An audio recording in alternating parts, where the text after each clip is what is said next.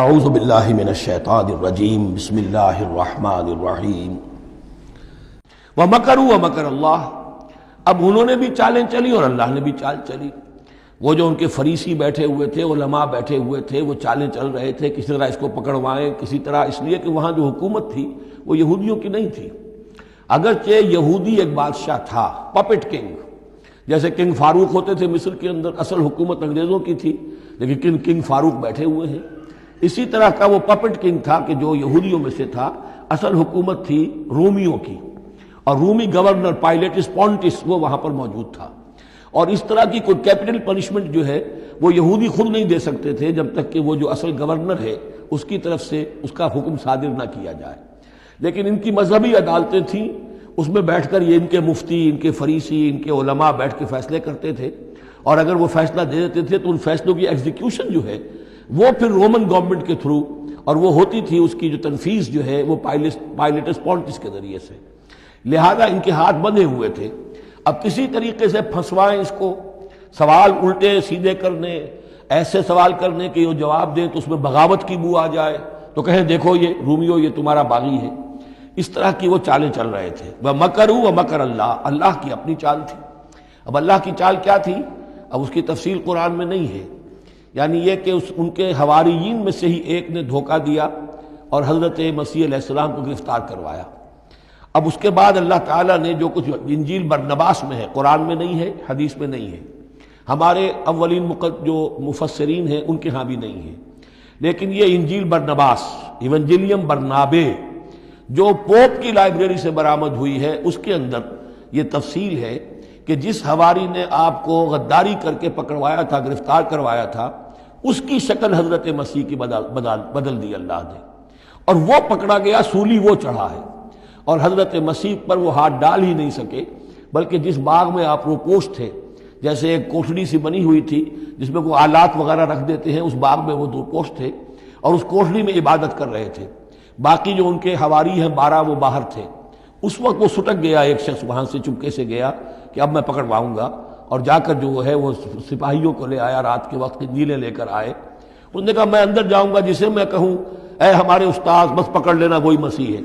اس لیے کہ رومیوں کو کیا پتا تھا وہ مسیح کون ہے، وہ تو یہودی ہے۔ لہذا جیسے ہمارے ہاں پولیس والوں کو کیا پتا وہ آئے ہیں، آئیڈینٹیفائی کون کرے گا؟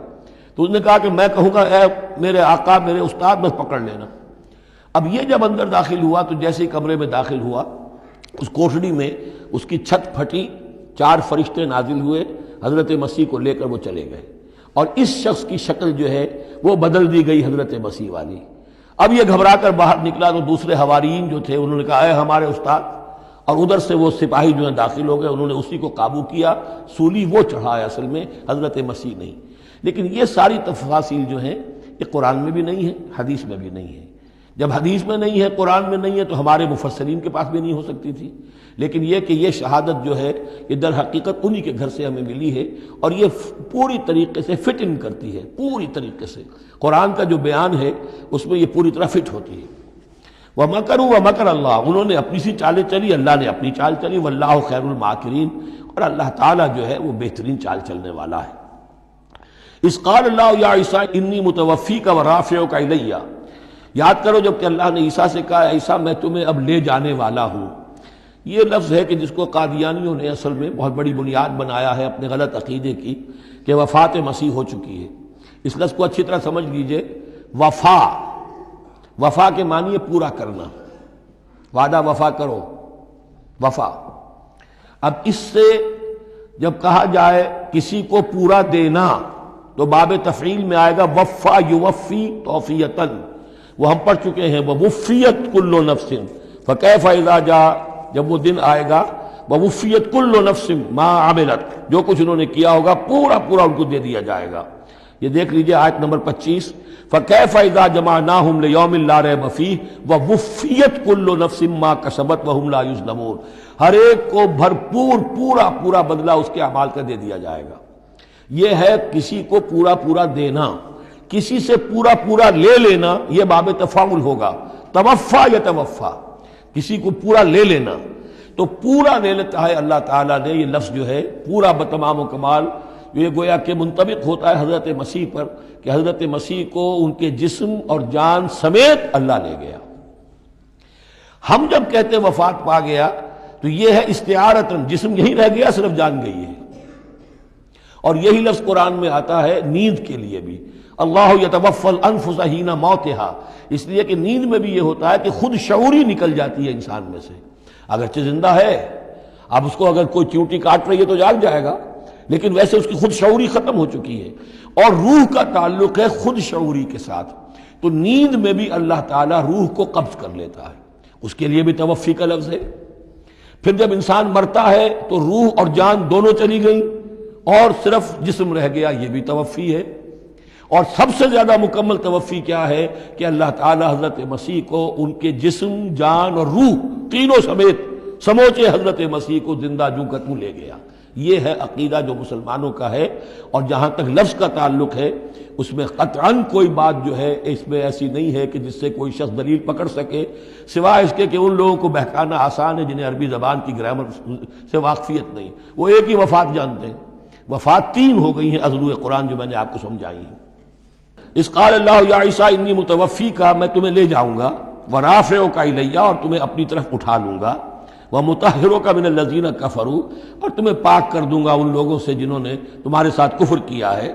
وجاعل الذین اتبعوک فوق الذین کفروا الی یوم القیامہ، اور جو لوگ بھی تیری پیروی کریں گے انہیں بھی ہمیشہ ہمیشہ کے لیے قیامت تک ان کے اوپر رکھوں گا کہ جنہوں نے کفر کیا ہے تیرے ساتھ، جو تیرا انکار کر رہے ہیں یہودی، اس کے بعد سے جو پسے ہیں آج تک پس رہے ہیں۔ حضرت مسیح سن 30 میں اٹھا لیے گئے یا 33 میں، اور اس کے بعد سے آپ کو معلوم ہے کہ مسلسل سن 70 عیسوی میں ہیکل سلیمانی ختم ہوا، 1,20,000 یا 1,33,000 یہودی ایک دن میں ٹائٹس نے قتل کیے یروشلم میں حضرت مسیح کے رفع سماوی کے 40 برس بعد۔ ان کا ہیکل سلیمانی بھی وہ جو ہے وہ ختم کر دیا گیا، اب اس کی ایک دیوار ہے، میں بتا چکا ہوں 1927-28 برس ہو گئے ہیں کہ ان کا کعبہ گرا پڑا ہے۔ 1917 سے پہلے تک، بلکہ یوں سمجھیے پہلے 500 برس تک تو ان کا داخلہ بھی ممنوع تھا۔ یہ تو حضرت عمر کے ہاتھوں جب فتح ہوا ہے، یہ ڈائسپورا کا ان کا پیریڈ کہلاتا ہے، ایک پیریڈ ان کا کیپٹیوٹی کا تھا، جبکہ وہ نیبوکڈنیزر لے گیا تھا انہیں اور بیبیلونیا میں قید میں رکھا ہے، وہ ہے ان کا پیریڈ آف کیپٹیوٹی۔ اس کے بعد واپس آئے حضرت عزیر کے زمانے میں، دوبارہ دوسرا ٹیمپل بنایا، اس کے بعد یہ ٹیمپل سن 70 عیسوی میں ختم ہوا، اور ڈائسپورا کہلاتا ہے کہ منتشر ہو جانا، انہیں وہاں سے نکال دیا گیا تھا کہ تم دفع ہو جاؤ یہاں سے، فلسطین میں تم نہیں رہ سکتے۔ کوئی روس چلا گیا، کوئی ہندوستان چلا گیا، کوئی مصر چلا گیا، کوئی اور یورپ چلا گیا، پوری دنیا میں پھیل گئے۔ یہ ڈائسپورا اولاً ختم ہوا ہے حضرت عمر رضی اللہ تعالیٰ عنہ کے ہاتھ سے، جب فتح ہوا ہے یروشلم، اس وقت حضرت عمر نے اس کو یروشلم کو اوپن سٹی قرار دیا کہ یہاں عیسائی بھی آ سکتے ہیں، مسلمان بھی آ سکتے ہیں، یہودی بھی آ سکتے ہیں، یہ سب کا مشترک شہر ہے۔ لیکن جو عیسائی تھے یروشلم کے، انہوں نے جب ہینڈ اوور کیا تھا، فتح نہیں کیا تھا مسلمانوں نے یروشلم، ایک ٹریٹی کے تحت، ایک معاہدے کے تحت ہینڈ اوور کیا تھا۔ اس معاہدے میں یہ شرط انہوں نے لکھوائی تھی کہ یہودیوں کو یہاں آباد ہونے کی اجازت نہیں دیں گے۔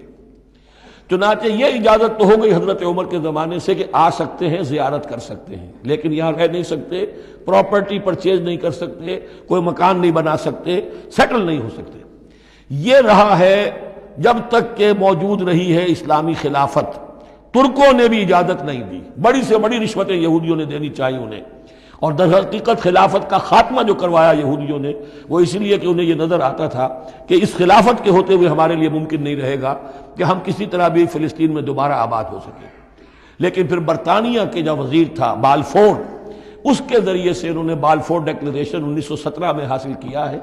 پھر ان کو حق ملا ہے کہ یہ یہاں آ کر جائیداد بھی خرید سکتے ہیں، سیٹل بھی ہو سکتے ہیں، اور اس کے یوں سمجھیے کہ 31 برس کے بعد پھر اسرائیل کی ریاست وجود میں آئی ہے۔ یہ تاریخ ذہن میں رہے، اگرچہ 1917 کے بعد سے انہیں کچھ سانس تو مل گیا ہے،